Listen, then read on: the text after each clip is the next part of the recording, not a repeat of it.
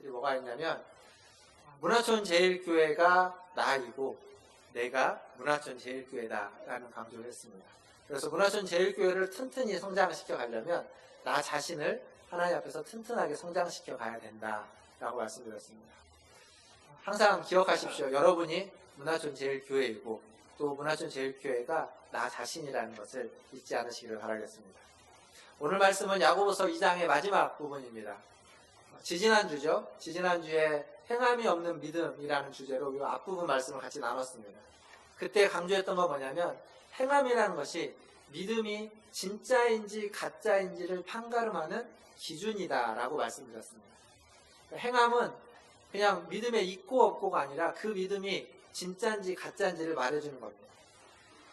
오늘 우리가 읽었던 말씀 그 앞부분에 보면 지지난주 읽었던 말씀에 보면 귀신들도 하나님이 한 분인 것은 알고 있다고 했습니다. 우리도 아는 거죠. 그러니까 우리의 믿음이라는 것이 이 귀신이 알고 있는 수준에 머물러 있다면 그것은 진짜 믿음이 아니라는 얘기입니다. 진짜는 행위에 달려있다라는 것을 지지난주에 강조를 했고 오늘은 두 번째로 그거에 이어서 이 믿음의 진위 여부를 판가름하는 행함이라는 것이 행위라는 것이 우리의 영혼이고 우리의 순결이라는 사실을 좀 같이 여러분들과 나누고 싶습니다. 먼저 그에 앞서서 이 전통적으로 믿음과 행함은 구원의 문제와 관련돼서 얘기되고 있습니다. 이제 오늘이 10월 첫 주인데요. 10월 마지막 주는 종교개혁 주간으로 항상 지킵니다. 10월 마지막 주는 이제 종교개혁인데 종교개혁에 여러 모토들이 있지만 가장 중요한 모토를 하나를 꼽으라면 이신칭이라고 믿음으로 의롭게 된다라는 겁니다. 루터가 말한 이 모토는 카톨릭에서 구원이라는 것을 어떤 선행이나 어떤 공덕이라고 표현하기도 하는데요. 그런 선행과 공덕으로 말미암아서 구원을 얻는다라고 했던 그 잘못된 구원관에서 그것이 아니라 믿음으로 구원을 받는다, 믿음으로 의롭게 된다라고 하는 전환을 이루었습니다. 근데 이제 카톨릭의 구원관이 반드시 선행, 공덕으로 구원을 받는다 이렇게 말하지는 않습니다. 카톨릭의 구원관을 좀 이렇게 풀어서 설명을 해보면 이런 얘기입니다. 카톨릭에서도 구원은 하나님의 선물이며 이는 선행이 아니라 은혜, 즉 그리스도를 믿는 믿음으로 주어진다고 믿습니다. 그리고 이 은혜는 인간을 선행으로 부르시고 그리고 선행할 힘을 주시는 은혜다라고 카톨릭에서도 이렇게 이야기합니다. 여기까지만 보면 우리가 이야기하고 있는 구원관과 별로 그렇게 크게 다르지 않습니다. 그리고 이게 카톨릭의 구원관의 요체이긴 합니다. 그런데 문제는 어디서 있냐면 여기에 덧붙여지는 추가적인 내용들이 좀 있습니다. 카톨릭은. 그게 뭐냐면 이 공덕과 선행이 구원의 핵심은 아니지만 그것이 구원에 영향을 준다는 개념이 있습니다. 어떤 식으로 영향을 주냐면 카톨릭에서는 성자라고 있죠. 성자. 성자는 어떤 사람이냐면 하나님 앞에 구원을 받았을 뿐만 아니라 많은 일에 있어서 선행을 많이 베풀고 옳은 일을 많이 해서 그 선행의 은혜가 넘쳐나는 사람입니다. 그러니까 자기를 구원하고 복을 받고 상급을 받고도 넘쳐나는 사람. 이 넘쳐나는 걸 어떻게 하냐? 이것을 부족한 사람, 은혜가 부족하고 선행이 부족한 사람, 구원받기 부족한 사람들에게 전가시켜 줄 수 있다, 이체해 줄 수 있다, 나눠줄 수 있다라는 개념이 추가적으로 붙습니다. 이게 추가적으로 붙음으로써 어떤 일이 생기냐면 내가 구원을 못 받을 것 같아요. 어떤 공덕을 쌓은 게 부족하고 선행이 부족하면 그 공덕과 선행을 성자들로에게 요청을 해서 성자들로부터 이체를 받아서 구원에 이룰 수 있다는 개념으로 확장되는 겁니다. 그리고 그게 나뿐만 아니라 우리의 아는 가족들 중에 이웃들 중에 누구 죽은 사람이 있는데 죽은 사람이 연옥에 가 있을 때 면죄부를 사서 그 덕을 그 사람한테 씌워줘서 연옥에 있는 사람이 천국에 갈 수 있다라는 쪽으로 확장되어 갑니다. 이게 확장되어 가는 게 이상한 겁니다. 이게 이제 성경적이야 매력적이긴 합니다. 왜냐하면 내가 좀 선행을 못했어도 어떤 혹은 우리 가족들 중에 우리 부모님 중에 배우자 중에 자녀들 중에 이게 선행을 많이 못한 것 같아서 구원의 확신이 없을 때 그 확신을 얻을 수 있는 통로가 있는 겁니다. 그러니까 굉장히 매력적이긴 하지만 성경적이지 않습니다. 여기서 이제 문제가 생기는 거죠.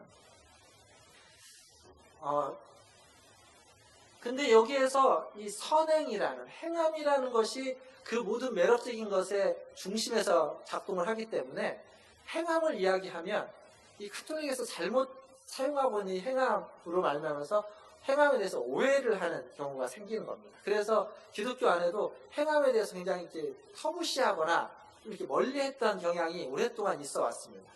그러나 지금 야고보서가 이야기하고 있는 행함은 그런 의미의 행함이 아닙니다. 카톨릭에서 오해했던, 카톨릭에서 왜곡했던 행함이 아니라 구원을 위해서 무엇인가를 보태기 위한 행함이거나 남에게 나누어줄 선행과 공덕을 쌓는 행함이 아니라 야고보가 말하고 있는 행함은 믿음 그 자체입니다. 믿음 그 자체라는 이 말이 이제 나중에 좀 하면 좀 더 여러분이 확신할 수 있는데, 믿음을 믿음되게 만드는 행함, 믿음을 가짜가 아니라 진짜 되게 만드는 행함으로서의 행함을 지금 야고보는 이야기해주고 있습니다. 그래서 18절에 보시면 야고보는 뭐라고 말하냐면 행함으로 자신의 믿음을 보이겠다라고 이야기하고 있는 겁니다. 행함이 바로 믿음이기 때문에. 여러분은 여러분의 믿음을 무엇으로 보이시겠습니까? 여러분 안에 믿음이 있음을 무엇으로 증명하시겠습니까? 예배하는 자리에서 예배함으로써 믿음을 증명하시겠습니까? 아니면 기도를 함으로써, 통성 기도를 함으로써, 눈물을 흘리심으로써 여러분의 믿음을 사람들에게 보이시겠습니까? 골방에서 고개를 숙이며 기도하고 가슴을 치며 회개 자복하는 것으로 믿음을 보이시겠습니까? 다 믿음을 보일 수 있는 하나의 방편이고 통로이기는 합니다. 그러나 지금 야고보가 말하고 있는 건 그런 거 말고 선행, 행함, 자선행, 봉사함으로써 믿음을 보이라라고 요구하고 있습니다. 저는 저와 여러분 모두가 야고보가 말하고 있는 이 행함으로 우리의 믿음을 증명하시고 나타내 보일 수 있기를 주님의 이름으로 축원합니다. 오늘 본문은 그렇게 이야기를 시작하면서 두 사람의 그 믿음을 행함으로 보여준 두 사람의 예를 들고 있습니다. 한 사람은 아브라함이고 한 사람은 라합입니다. 21절부터 25절까지 내용이 있는데, 특별히 이 21절부터 24절까지 아브라함에 대한 이야기는 바울이 로마서에서 아브라함에 대해서 얘기했던 것과 야고보가 했던 얘기가 서로 모순된다라는 비판을 받고 있습니다. 특별히 23절을 보시면 어떻게 되어 있냐면, 23절에 뭐라고 되어 있냐면, 성경에 이른바 아브라함이 하나님을 믿으니 이것을 의로 여기셨다는 말씀이 이루어졌다. 하나님을 믿은 이것을 의로 여기셨다는 말씀이 이루어졌다라는 이 구절은 야고보도 인용하고 있지만 바울도 로마서 4장 3절에서 똑같이 인용하고 있습니다. 창세기 15장 6절에 있는 말씀인데 그 말씀을 바울도 인용하고 야고보도 인용하는데 두 사람의 결론이 다릅니다. 바울은 그 말씀을 인용해서 사람은 행위가 아니라, 율법이 아니라 믿음으로 의에 이른다라고 강조하고 있고, 야고보는 그 말씀을 인용했는데 우리가 읽었던 말씀 24절에 가보면 이러보건대 사람이 행함으로 의롭다 하심을 받고 믿음으로만은 아니니라 라고 하면서 결론이 다르게 나오고 있습니다. 이런 모순 관계가 성경에 있어서 이걸 굉장히 지적하는 사람이 많습니다. 근데 이제 지지난주에 했던 설교를 좀 기억해 보시면, 지지난주에 이렇게 했던 이유에 대해서 바울과 야고보가, 로마서와 야고보서가 이 다른 이유에 대해서 제가 말씀을 드렸습니다.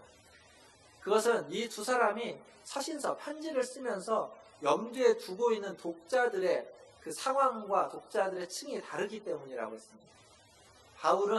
바울은 유대인들, 율법주의적인 유대파 기독교인들에게 편지를 쓰고 있고, 야고보는 헬라파 기독교인에게 편지를 쓰고 있다고 말씀드렸죠. 무슨 얘기냐면, 로마서를 쓴 바울은 어떻게 하나님과의 관계를 맺어야 하는지를 강조하면서 기존의 유대인들이 가지고 있었던 생각, 율법을 지키는 것, 율법을 지켜야만 하나님과 관계를 맺을 수 있다라는 이 기존의 생각을 반박하는 겁니다. 율법이 아니다.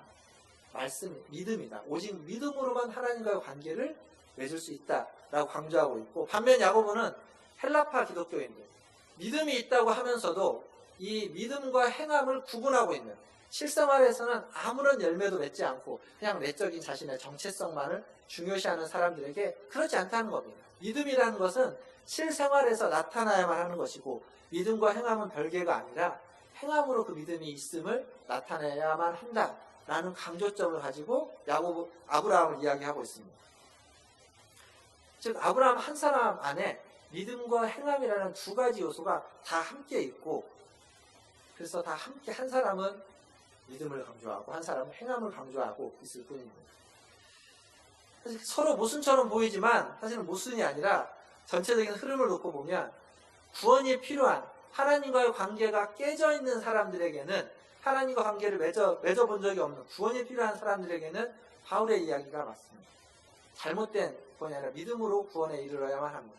반면 그 믿음이 있다고 이야기하면서 그 믿음이 진짜가 아닌 거짓된 믿음을 가지고 있는 그 믿음을 증명해야 되는 사람들, 믿음으로 살아야만 하는 사람들에게는 바울이 아니라 야고보의 얘기를 귀담아 들어야만 합니다. 그런 의미에서 보면 저와 여러분, 이 자리에 있는 우리들은 바울의 이야기보다 야고보의 이야기에 먼저 집중할 필요가 있습니다. 사실은 이 야고보나 바울의 이야기, 둘의 이야기는 구별할 수 없습니다. 별개로서 이야기할 수 없는 이야기입니다. 이걸 어디에서 또 확인할 수 있냐면 창세기 15장 6절을 야고보랑 바울이 인용했다고 말씀드렸습니다. 근데 아브라함의 스토리는 15장에만 있는 것이 아니라 그 뒤로 계속 16장, 17장 이어집니다.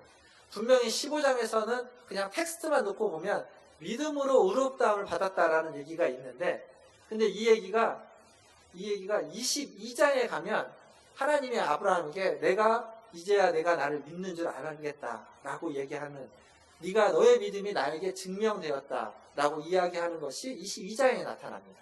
근데 그 22장에 무슨 사건이 있냐면 이삭을 제물로 바치는 사건이 그 22장에 있습니다. 그러니까 그 사건을 통해서 하나님이 너의 믿음이 진짜라는 걸 내가 확인했다라고 말해주고 있습니다. 그러니까 아브라함이라는 한 사람의 인생 안에 그냥 믿음으로써 의롭다함을 받았다라는 사건이 앞에서 기록되어져 있지만, 보통 이제 성경은 내러티브라고 하는데 그 스토리를 놓고 보면 거기에서 끝나지 않고 그것이 22장에서 이삭을 바침으로써 확인되고 증명되면서 하나님께 인정받게 됩니다. 그래서 이 두 개는 따로따로 떼어낼 수 없는 아브라함이라는 한 사람 안에 함께 붙어있는 이야기가 되는 겁니다. 그래서 유대의 랍비들은 전통적으로 아브라함의 믿음을 이야기할 때 아브라함의 믿음을 행함이라고 그들은 해석하고 이해하고 있었습니다. 이게 랍비들의 전통입니다. 믿음을 행함이라고 이해하고 있었던 전통. 그것은 랍비들의 전통만이 아니라 신약에 와서 예수님도 믿음과 행함을 떼어내놓고 이야기하고 있지 않았습니다. 마태복음 7장 말씀을 좀 같이 보면 마태복음 7장 15절에서 20절까지의 말씀에 예수님의 그 말씀 속에 이 믿음과 행함이 어떻게 나타나고 있는지를 볼 수 있습니다. 같이 15절부터 20절까지 말씀을 함께 읽도록 하겠습니다. 교독하지 않고 같이 15절부터 20절까지 읽겠습니다. 시작. 거짓 선지자들을 삼가라. 양의 옷을 입고 너희에게 나아오나 속에는 노략질하는 일이라. 그들의 열매로 그들을 알지니 가시나무에서 포도를 또는 엉겅퀴에서 무화과를 따겠느냐.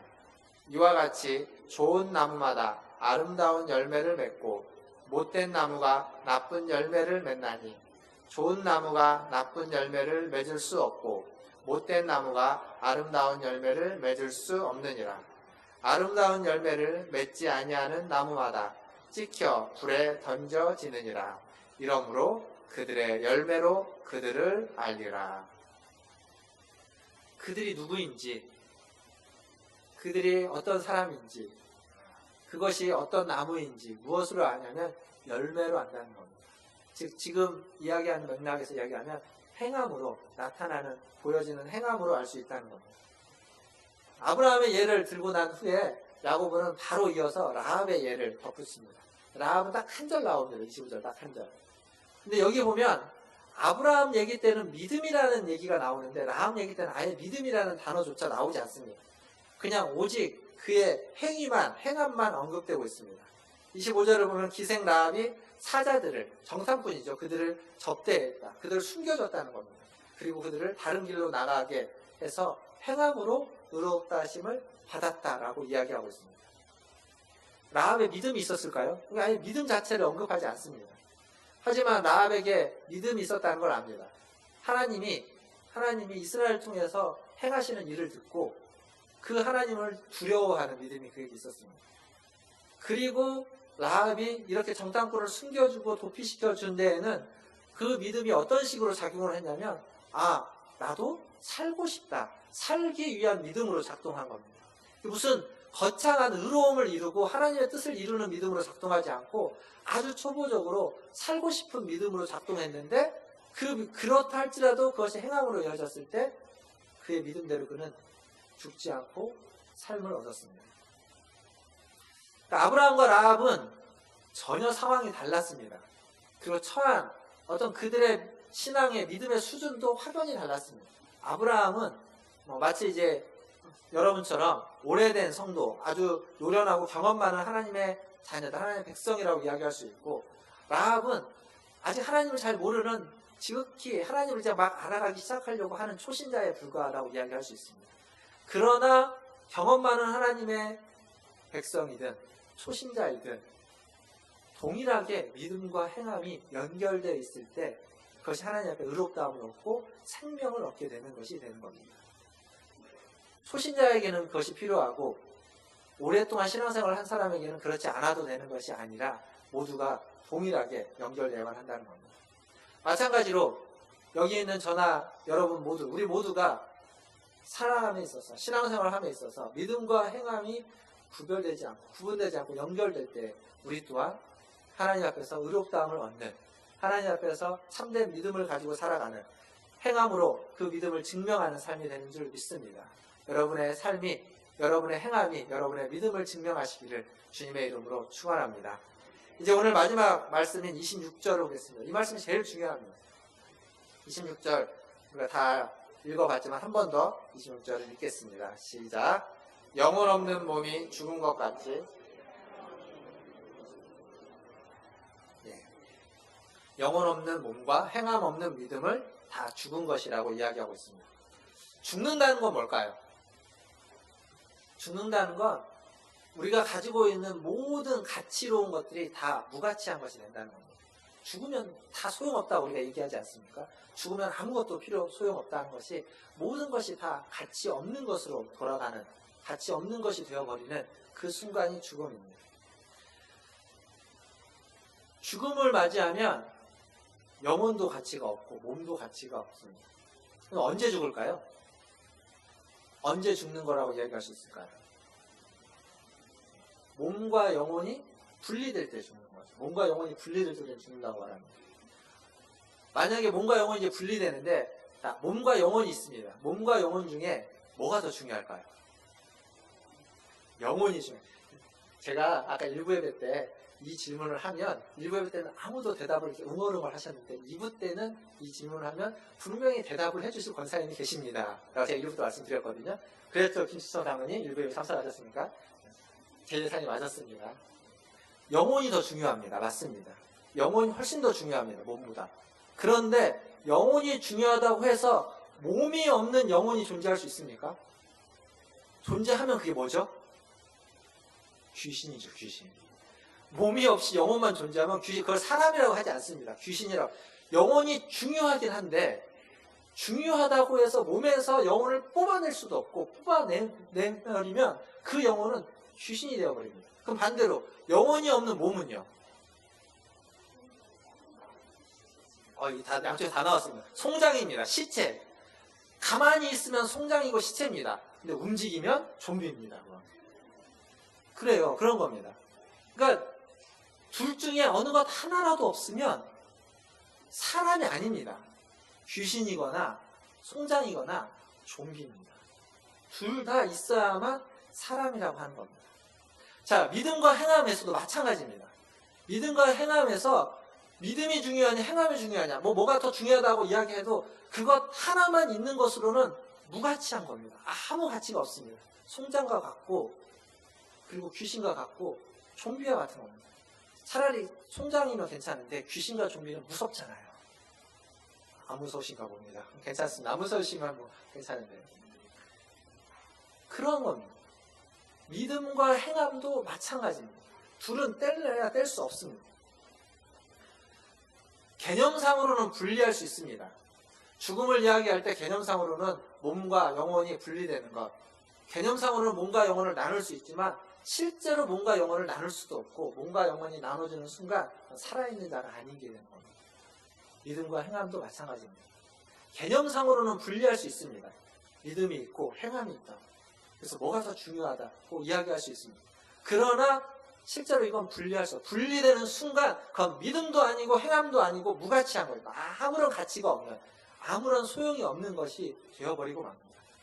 그래서 바울도 믿음을 강조했지만 행함을 분리시키지 않았습니다. 로마서가 믿음을 강조한 책이라고 얘기하지만 로마서의 12장부터 뒤에서 16장까지의 그 5장은 다섯 장은 행함을 강조하고 있는 굉장히 중요한, 어느 것보다 행함을 아주 많이 강조하고 있습니다.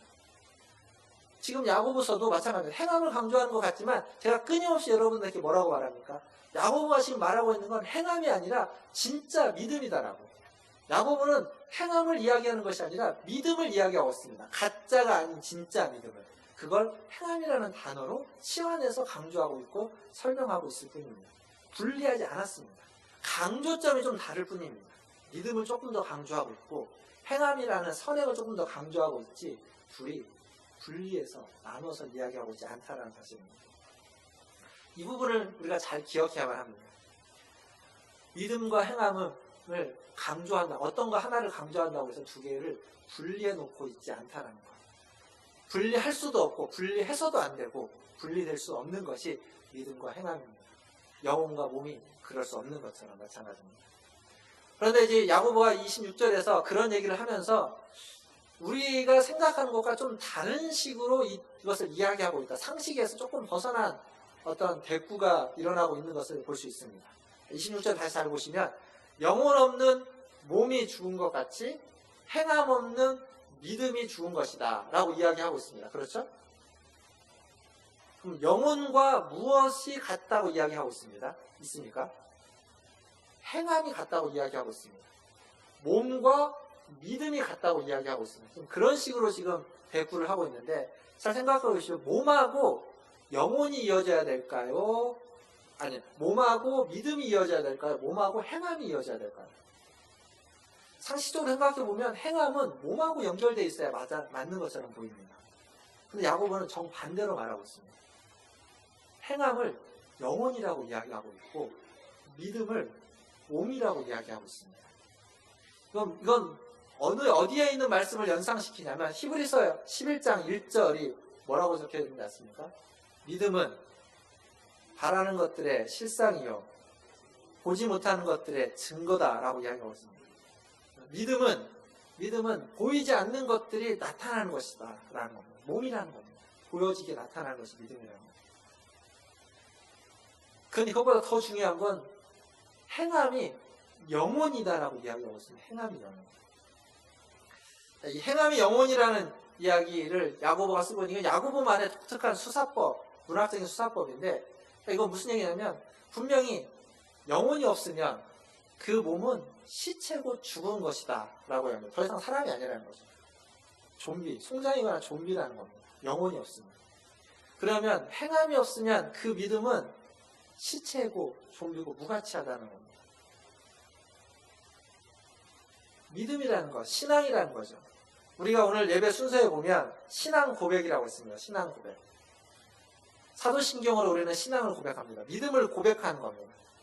우리는 매주 그것을 하고 있고 주일뿐만 아니라 주중에도 또 신앙을 고백하는 모임들이 있습니다.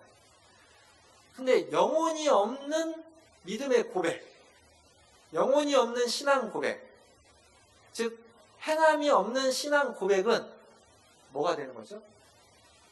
무가치한 겁니다. 죽은 겁니다. 시체이고 송장일 뿐입니다. 좀비인 겁니다. 영혼이 없는 신앙 고백은 아무것도 아닙니다.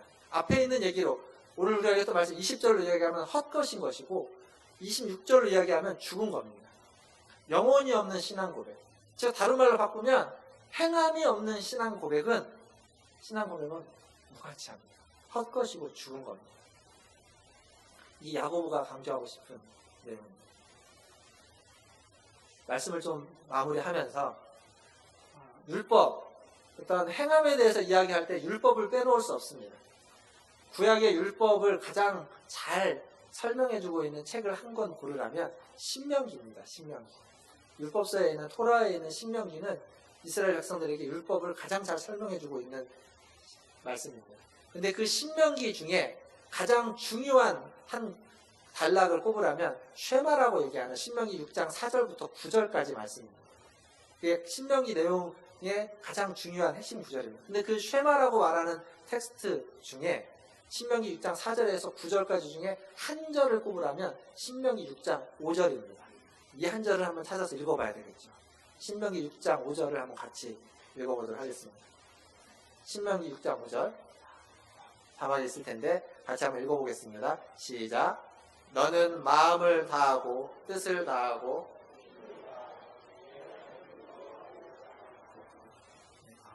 성가대가 화면이 안 나오니까 찾으시는 시간이 걸렸군요. 제가 한번 다시 읽어드리겠습니다. 너는 마음을 다하고 뜻을 다하고 힘을 다하여 내 하나님 여호와를 사랑하라.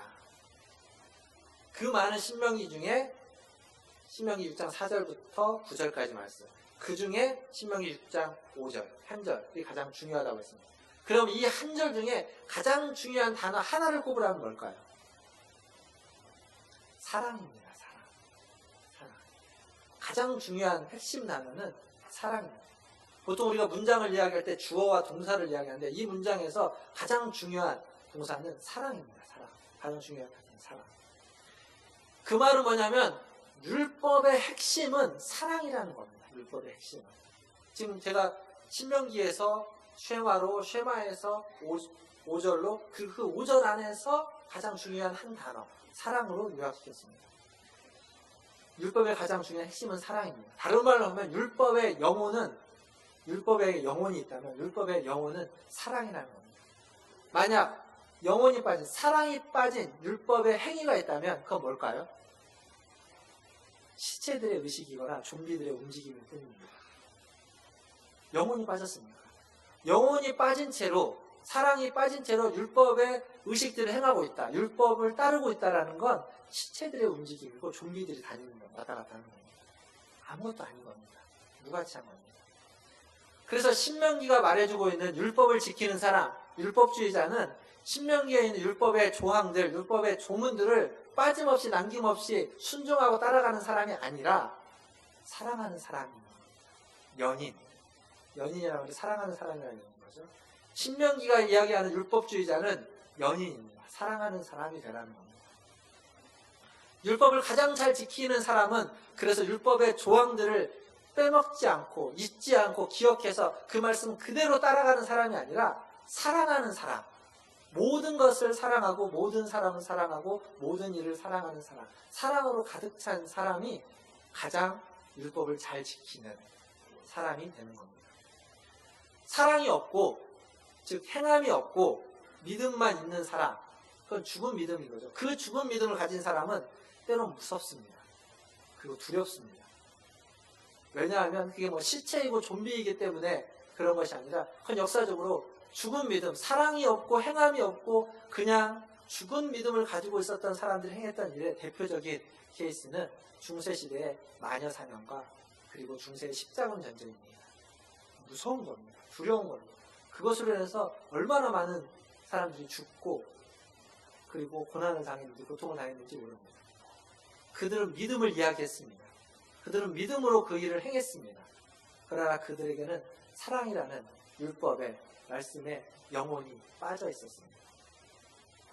그러나 영혼이 있는 사람, 살아있는 믿음을 가지고 있는 사람, 율법의 핵심인 연인이 된 사람은 다릅니다. 어떻게 다르냐면 그 사람에게는 사랑이 가득합니다. 자신을 사랑하고 그리고 옆에 있는 사람들, 이웃을 사랑하고 그리고 하나님을 사랑합니다.